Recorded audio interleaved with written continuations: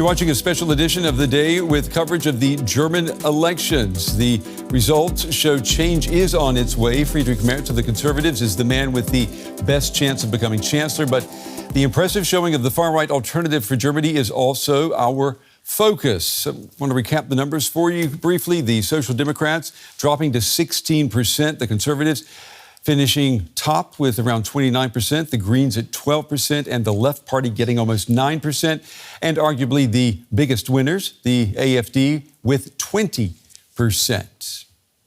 And that means the AfD have more than doubled their share of the vote from the 2021 elections. Alice Weidel is the AfD's pick for Chancellor, although it's highly unlikely that she will get that job.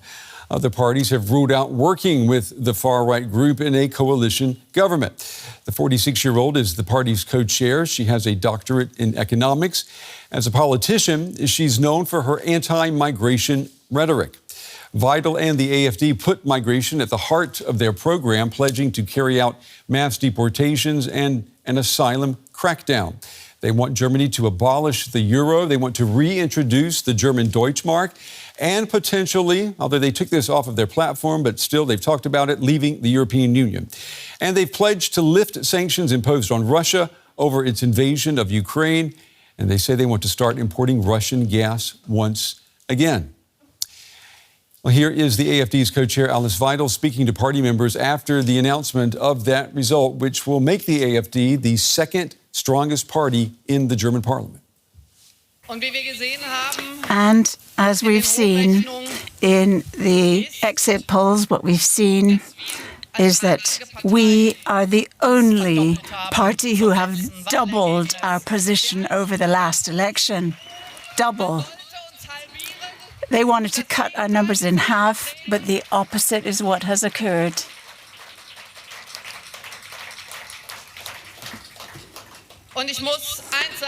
And one thing is for sure, we will always have an open hand to get involved in a coalition in the German government.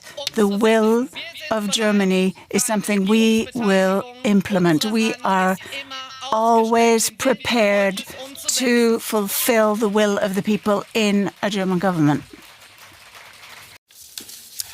And with me here at the big table, again, our chief political correspondent, Nina Haase. Benjamin Tallis is with the Democratic Strategy Initiative here in Berlin. And joining us from Washington, D.C. is political scientist and author Yascha Mounk. He's an expert on the crisis of liberal democracy and the rise of populism. Yascha, let's get right to you. About 20% going to the far right, the AfD, both Friedrich Merz and Alice Weidel. They've been promising change for Germany. Do you think change is coming? I'm not sure it is. I think in terms of public opinion, this election shows a remarkable turnaround. It was about 10 years ago that at the height of the refugee crisis, Germany decided to keep its borders open, to welcome millions of refugees into the country. And there was cross-party consensus on that at the time, including a majority of public opinion, at least temporarily. At this point, it is clear that virtually all parties have significantly departed from that point of view. And the two parties that have been most vocal about that, the Christian Democrats under the leadership of Friedrich Merz, who has changed the party's political course very distinctly compared to his predecessor, Angela Merkel, and of course the AfD under Alice Weidel, are the two big winners of this election today. Now, the problem, of course, is that under Germany's political system at the moment, it's very difficult to effect change, because even when there's clear shifts in public opinion, you end up having a game of musical chairs in which four parties vie for seats and one or perhaps two sit it out. But you always end up getting these ideologically incoherent coalitions between parties with roots on the center-right and parties with roots on the center-left. And clearly what we're going to see in the next months is the Christian Democrats under Friedrich Merz helming up a government, but with a center-left partner, either the Social Democrats or both Social Democrats and the Greens. And it'll be very hard for that coalition to actually change the country significantly. Well, with 1 in 5 German voters giving their support for the far right. I mean, does a political consensus that no one will work with the AfD, do you think, have a chance of surviving? I think it depends on what the government now does. I think that there's two areas in which German voters have very clearly expressed their concerns, however one might personally feel about that. The first is that they are clearly showing that they want Germany to have strict control of its own borders, and that they want to make sure in particular that people who made claims for asylum that have been rejected actually leave the country.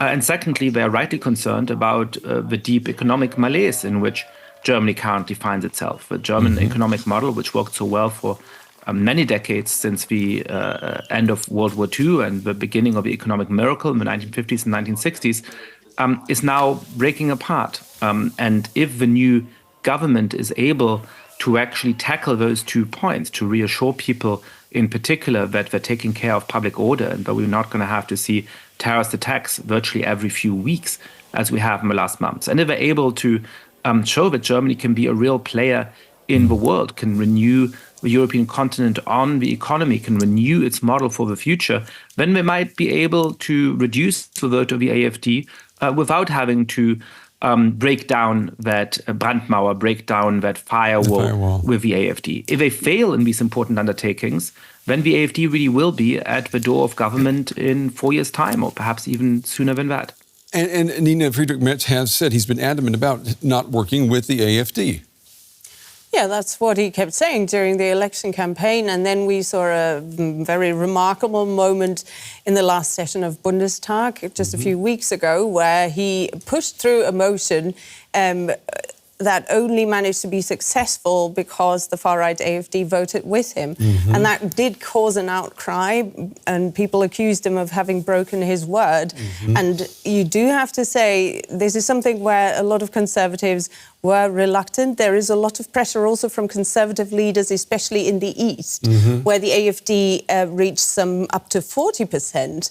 So nationwide, they're at 20, but in the East, in some constituencies, they're looking at 40. And lots of people there from the Conservatives have said for a long time, this is getting really hard for us, you know, not to push through political projects. If we can only do it with the AfD, and now, of course, these people are saying, if you're doing it on the national level, so how can I tell my mayors not to do it with the AfD? Well, Benjamin, let me pick up on that. I mean, what is the political value of telling 20% of your electorate, 20% that voted for the AfD, your votes are going to be ignored, they're worthless? Because you tell 80% of the electorate our democracy still matters, and we stand up against the members of the AfD who are legally allowed to be called fascists. I mean, you get with Alice Weidel, you get a wolf in sheep's clothing, rules. But with Hocker, you get a wolf in wolf's clothing. And vote Weidel, get Hocker is what actually Merz is able to very clearly say, that's not what you're voting for, I'm protecting you against that. And Merz has a golden opportunity, Brent, because he's going to be a one-term Chancellor. This is about national duty and responsibility. Why do you say that? I'd say it because I think Merz is of an age where he's reached the peak of his political career, being 69. He's a grandfather. I don't think he's likely to go beyond that. There are others waiting in the wings in the CDU. Hendrik Wüst is one of them, but there are others too. This has to be a government about national duty, national responsibility, national security, and delivering that change that would keep the AfD out. And Merz has been clear about that. He says, how do you defeat the AfD? You solve the problems they feed on. Yascha, do you see an opportunity for the established parties, let's say people, like Friedrich Merz, to claw back the political ground that they have obviously, lost to the far right in this election? I hope they will, and we've seen in some European countries that that's possible. In Denmark, there was a social democratic prime minister who got tougher on migration, has been in office at this point, I believe, for over a decade. And has actually managed to reduce significantly the support for the far-right populist party there. But it will take real changes of policy for that to happen. And I'm somewhat skeptical that this new coalition, whether again, it depends a little bit on whether one of the parties ends up getting 5% or 4.9%, whether we're going to have Christian Democrats and Social Democrats govern together or have to add the Green Party as a third party to that coalition. It's going to be very hard for them to do that because Social Democrats and Greens are going to resist changes of policy on migration.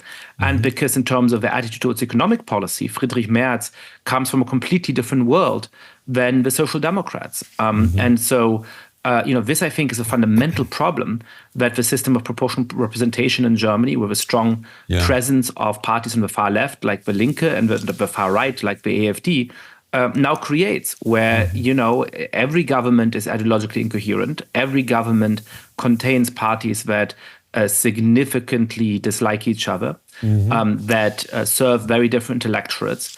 And so ordinary voters think, well, we all went to vote today. It was this wonderful record participation in the vote. But in the end, we have a game of musical chairs, and this government is not going to be all that different from the governments that Angela Merkel had it, all that different from the government that Olaf Scholz has had it just now, and it's unclear anything is going to change. Musical chairs. Let me ask you guys, we've got about 40 seconds left. Which parties are going to be in the coalition, the new government? Conservatives, SPD and Greens. 3 parties? What do you say, Ben? Whoever it is, Brent, and I would agree with that assessment, they've got to find a way to show Germans that they're there for their future and against what Moscow is trying to impose on them, as well as against the threat to German democracy. Okay, we've got 20 seconds. Do you think whatever makes a new government, will it hold longer than 1 year? The SPD has to make some fundamental changes, and then it can. Okay. Friedrich Merz has to lead, and if he does, then they can last. Okay, all right.